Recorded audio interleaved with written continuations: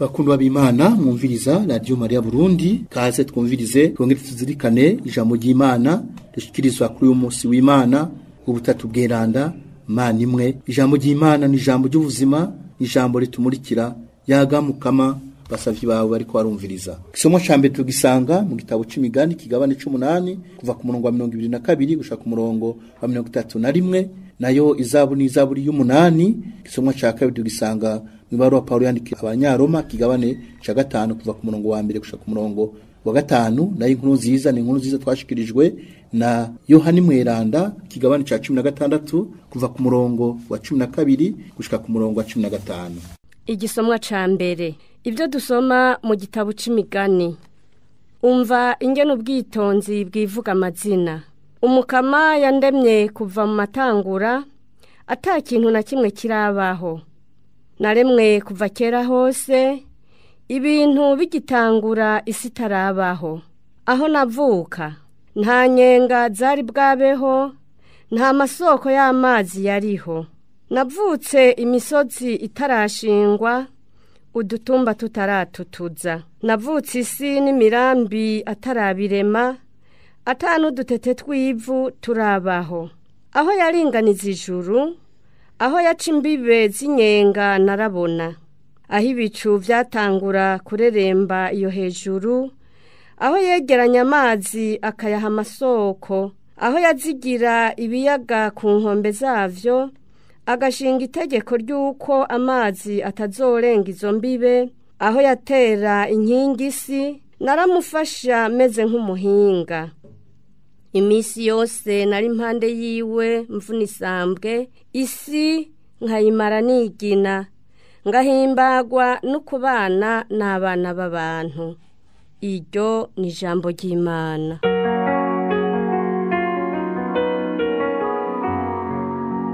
Ewe Mukama Mana yacu, izina ryawe nagahambaye ku isi yose yiva ikagera.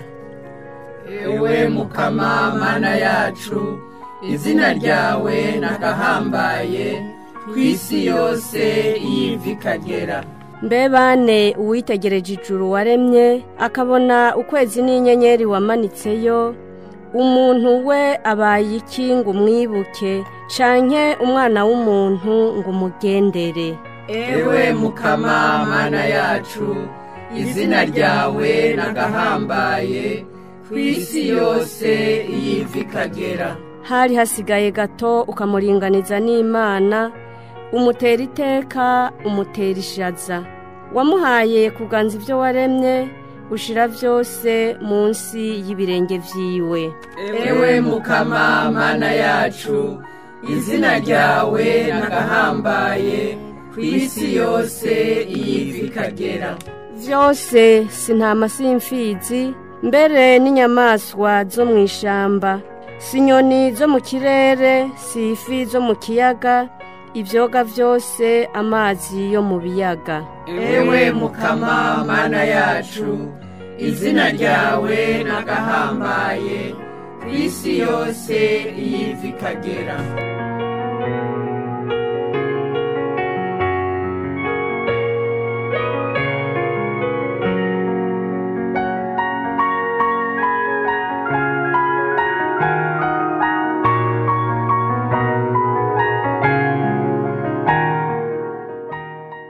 Ibyo dusoma mw'ibaruwa umutumwa Paulo yandikiye abaromani.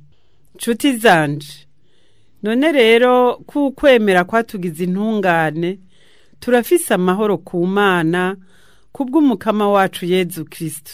Niwe yaduhaye ukwemera kudushikiriza rya soko ry'urukundo ridutembamwo, maze turahimbawe kuko twizigiye ubuninahazwa bw'Imana.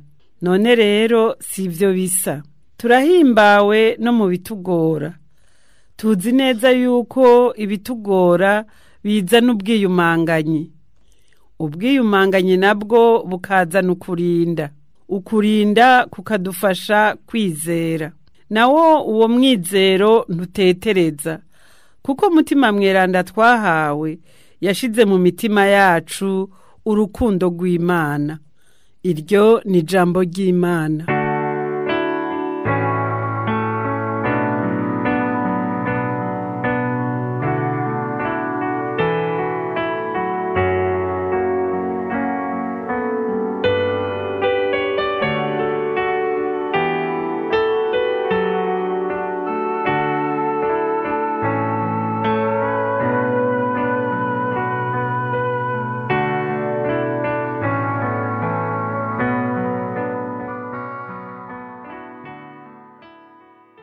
ibyo dusoma mu Injili nyeranda yanditswe na Yohani. Mu gihe yari mu kuva kuri iyi si basubire kwa se wiwe, Yesu yabariye abigishwa biwe ati, ndacari n'ibindi byinshi nobabwiye, ariko ntimushobora kuvyakira. Aho mutima nyakuri azozira, azobahishuka ukuri kose, nkako ntazovuga ivyiwe, azobabwira ivyo azoba yumvise, agire ko ababarire ibizoza. Aho nyene njewe azoninahaza, kuko azobabwira ivyo azobakuye iwanje. Ivyo data afise vyose ni ivyanje, nico gituma nababwiye nti ivyo azoba akuye iwanje nivyo azobamenyesha. Twakire, dushimagize, tugendere ijambo ry'Imana.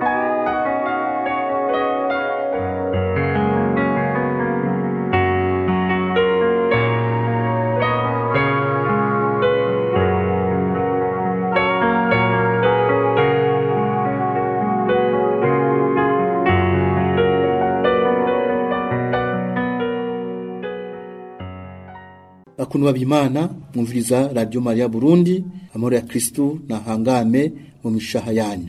Twaje kumva ibisomwa byo kuri uyu munsi w'Imana duhimbaza butatu bweranda Mana imwe, ca kinyegezwa gikuru c'ukwemera kwacu, kinyegezwa cyo gutangarira, ariko kandi kinyegezwa cyo kwigana mu buzima bwacu bwa misi yose.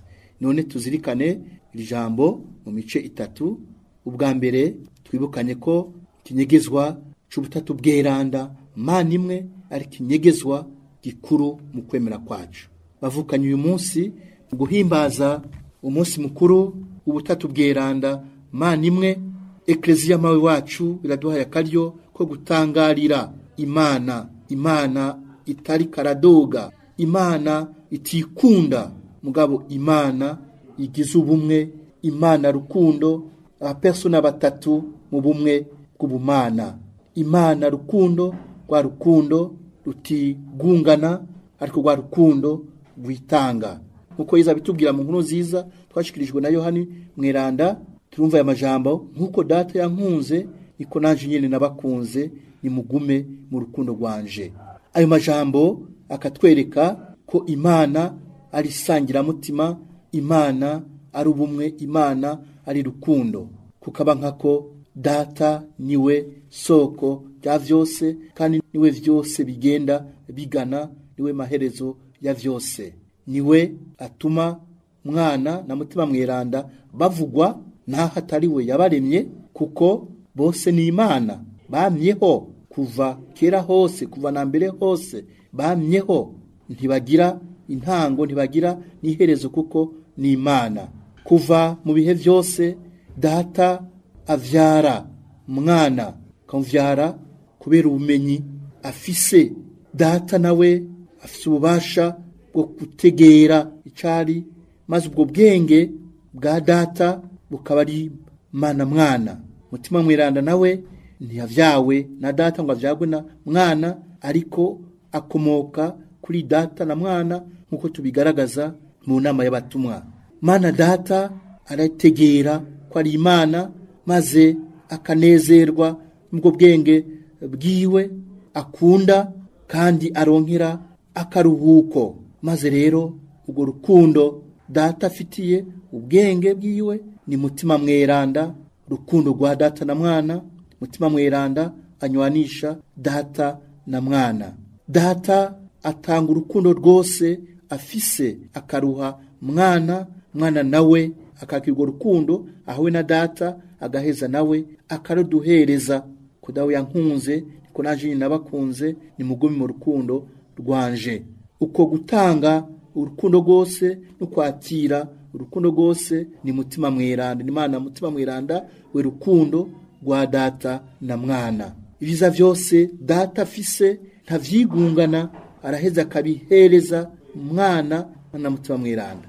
Maze aba persona batatu beranda barasa, ariko hariho kibatandukanya, kuko data si mwana, si na mutima mweranda, mwana si data kandi si na mutima mweranda, mutima mweranda nawe si data kandi si mwana. Hariho ubudasa rero naho bahuriye ku bumwe bw'ubumana. Data yavyaye mwana imyaka itaravugwa ni bwa bwenge bigaragaza muri Yesu Kristo. Yesu Kristo mu persona wa kabiri, mutima mweranda nawe akaba ubwo bunywanyi bw'urukundo hagati ya data na mwana, akaba mu persona wa gatatu. Maze abo ba persona batatu bagize Imana imwe kuko bafise kamere imwe, kamere y'Imana. Gutyo rero Imana twemera abavukanyi ni bumwe bw'aba persona batatu badashobora kugabugwa mu bubasha bwabo. None ivyo bishoboka gute bavukanye? Ko Imana imeze uko bishoboka gute? Murazi ko ku Mana nta bidashoboka, kandi nivyo yaremye biradufasha gutegera uko iri, ko ari ubutatu bw'iranda Mana imwe. Dufatiye ku turero tumwe tumwe dushika 4. Karero ka mbere dufatiye ku ibuye. Ibuye murarizi, nta numwe atarabona ibuye. Ibuye rero rifise bigizwe n'ibintu bitatu. Hariho ubukanye kugira ngo iryo buye ntihave gisatagura canke ngo rihave rizimangana canke ngo rigabanuke. Hariho kandi ibuye umuntu ararikorakora iryo buye umuntu amaze kurikorakora akarikoraho riri no kugira ngo arikoreshe mu kubaka inzu yongere yikingire. Ica gatatu dusanga mu ibuye ririmo inguvu z'umucanwa kugira ngo iryo buye rishuhe ariko kandi gikomeze rishobore kuramba. None ivyo bitatu dusanga mu ibuye bitwerekeza kuri data, kuri mwana no kuri mutima mweranda. Bwabukanye dusanga mu ibuye twerekeza kuri data. Data nahageza mu bubasha bwiwe, hanyuma kwagukorwa ko nako bukatwibutsa bukatwerekeza kuri Yezu yavutse avyawe na Bikira Mariya ku bubasha bwa mutima mweranda. Dushaka kumukorakora, hanyuma Yezu niwe ryabuye abatsi bari bataye, ryabaye ibuye ry'ifuruka ry'iteranirizo ry'inzu. Yezu umugerero w'igihugu c'Imana kugira ngo agikingire imitima mibi. Ica gatatu kitwerekeza kuri mutima mweranda, bwa bubasha bw'umuriro, komeze bw'umuriro twerekeza kuri mutima mweranda. Mutima mweranda aturira ico cyose kimwakiriye, akongera akamurikira imitima y'abantu. Nkuko rero umucanwa umurikira umwijima ugatura ico cyose bawushizeko, niko na mutima mweranda yigizayo ubuhemu agakura ingese y'ibicumuro vyacu. Izo nguvu zose ibyo bintu bitatu tubisanga mu ibuye rimwe. None rero ubutatu bw'Imana Mana imwe turashobora kubutegera muri entumbero. Karero ka kabiri dufatiye ku rubeya vitara canke itara ry'igishashara. Mu rubeya canke la flamme hariho ibintu bitatu. Hariho umwakaka utwerekeza kuri data, hanyuma hariho ubukomezi utwerekeza kuri mwana, hanyuma hariho wa mucanwa rurumba utwerekeza kuri mutima mweranda we aturira imizirikanyi yabemera mu buryo bwiza kakuramo bitabeze neza. Karero ka gatatu dufatiye ku ijambo tuvuga, harimo ijwi kugira ngo dushobore kuryumva, uvuze tumwumve, tumve yavuze, hari ijwi. Hanyuma iryo jwi naryo ritwerekeza kuri data we ibyari ibintu byose akoresheje ububasha bwiwe, bwa bubasha turategera neza, turategera gose. Cyaka dusanga mu ijambo hari inguvu kugira ngo iryo jambo twumvise turitegere, umuntu aritegere. Izo nguvu nazo zitwerekeza kuri Mana mwana yavyawe na data atamyaka iravugwa. Ica gatatu dusanga mu ijambo ni mpwemu kugira ngo ico umuntu avuze kiranguke. Izo mpwemu nazo zitwerekeza kuri mutima mweranda, umuyaga uhutira iyo ushaka, hanyuma ugaheza ukaturira ikintu cyose kitameze ko. Nkuko rero data adashobora kubaho tari kumwe na mwana na mutima mweranda, nkuko na Mana mwana adashobora kubaho tari kumwe na data na mutima mweranda, ariko kandi nkuko Mana mutima mweranda adashobora kubaho tari kumwe na data na mwana, kuko aba persona ntibigera batandukana na rimwe, bagize ubumwe budatandukana.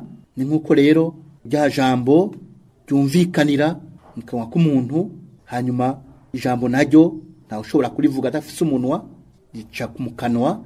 Hanyuma ijambo naryo ntirishobora kuvugwa n'umuntu atagira ubuzima.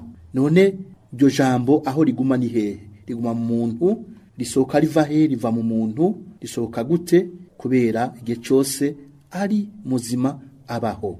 Ikindi cyanyuma twofatira ko ni ibice bigize umuntu aragizwe n'ububasha bwo kubika no kwibuka, hariho ubwenge no gushaka. Ubwo bubasha bwo kubika no kwibuka twerekeza kuri data, ubwo bwenge nabwo kuri Mana mwana, ugushaka nako kuri Mana mutima mweranda. Ivyo byose biri mu muntu umwe, na hari bitatu biri mu muntu umwe.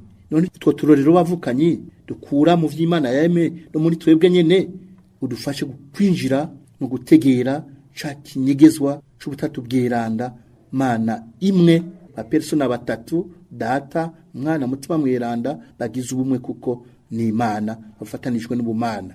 Mugira kabiri, Yezu Kristo umwana w'Imana niwe ari hagati y'ikinyegezwa c'ubutatu bweranda, Mana imwe, kandi niwe abiduhishurira.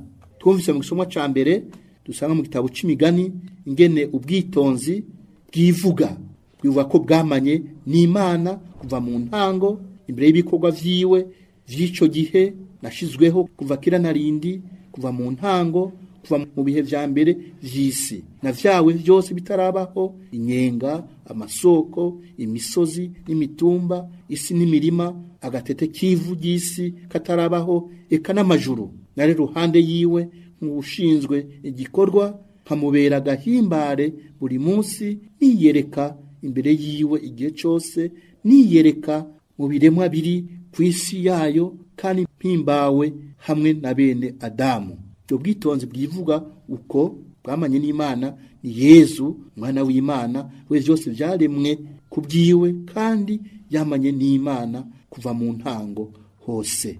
Uwo Yezu rero niwe yaje kuduhishurira ko Imana ari dawe, ivyo abatari bake batari bazi. Yezu arabihisha Imana ni dawe, nawe nyina yita dawe.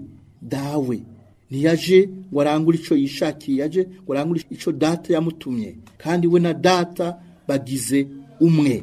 Yezu kandi niwe aduhishurira Mana mutima mweranda, cyane cyane igihe yariko arasezera abigishwa biwe, ko twavyumvise mu nkuru nziza, ababwira mutima mweranda n'igikorwa ciwe mu batumwa, niwe azobafasha kwakira ivyo Yezu yababwiye, niwafasha kuvyakira no kubitegera, kandi umutima ni umutima w'ukuri, azobahishuka ukuri kose, agire ko ababarire ibizoza. Niwe aninahaza Yezu Kristo. Uwo mutima mweranda kandi ni rwa rukundo ruri muri twebwe Imana yashira mu mitima yacu, ko twavyumvise mu gisomwa ca mbere. No turumvise rero bavukanyi ko Imana ari kinyegezwa c'ubutatu bweranda, Mana imwe. Ukuvyumva ntibihagije, ariko cyane cyane ni kubigendera, kwigana iyo Mana. Niyo ngingo ya nyuma, twigane kinyegezwa c'ubutatu bweranda, Mana imwe, ikinyegezwa cyo kwigana mu buzima bwacu bwa misi yose. Nkuko tubizi bavukanyi, twaremanywe agashusho k'Imana, turabatizwa ku izina rya Data n'irya Mwana n'irya mutima mweranda, twegukira ya Mana itirebanga, mugabo ya Mana bumwe bwa Data na Mwana na mutima mweranda, kugira ngo ubuzima bwacu bwigane iyo Mana Data, mu kubera abavyeyi abandi, mu kubagirira ineza, kuko ugize neza ni nkuko abavyayi wundi agiriye neza, kubabera abavukanyi muri Yezu Kristo, no kubabera abagenzi muri mutima mweranda. Ese bavukanyi, mu migenderanire yacu ho gumu rukundo, akaba ari go ruguma rutembera hagati yacu, ni hatembera amacakubiri, ni hatembere ububisha, hatembere urukundo, rwa rukundo ruva kuri Data Mwana mutima mweranda. Urukundo niko kagozi kadufatanije twese abantu twaremwe n'Imana, abantu twabatijwe, niko kagozi kadufatanya, niyo maraso atembera muri twebwe. None bavukanye mu guhimbaza uyu munsi mukuru w'ubutatu bweranda, Mana imwe, twikubita gashi, tuve mu macakubiri, tuve mu bwicanyi, tureke urukundo ruva ku Mana rutembere muri twebwe, kugira ngo igihugu cacu kironka agahendwe, kironka amahoro, kuko urukundo ariko rutembera muri twebwe. Turi bamwe, tuva ku Mana imwe, ni kubera twokwicana bavukanye. None nimuze tubeho muri ubwo bumwe bw'urukundo, naho mu budasa bwacu twigana ya Mana, twongere tuninahaze data mwana mutima mweranda mu kubera abavyeyi abavukanyi mu kubera abavukanyi abandi no mu kubabera abagenzi. Hani nahazwe data na mwana na mutima mweranda ngo vyamye hambere hose nimere ko nubu n'imyaka yose. Amen. Muvyo wacu Bikira Maria adusabire ngo ubuzima bwacu muri hazwe data mwana mutima mweranda. Nico ndabifurije mwari kubona Padiri Paul Butoyi kuzina rya data ni rya mwana ni rya mutima mweranda.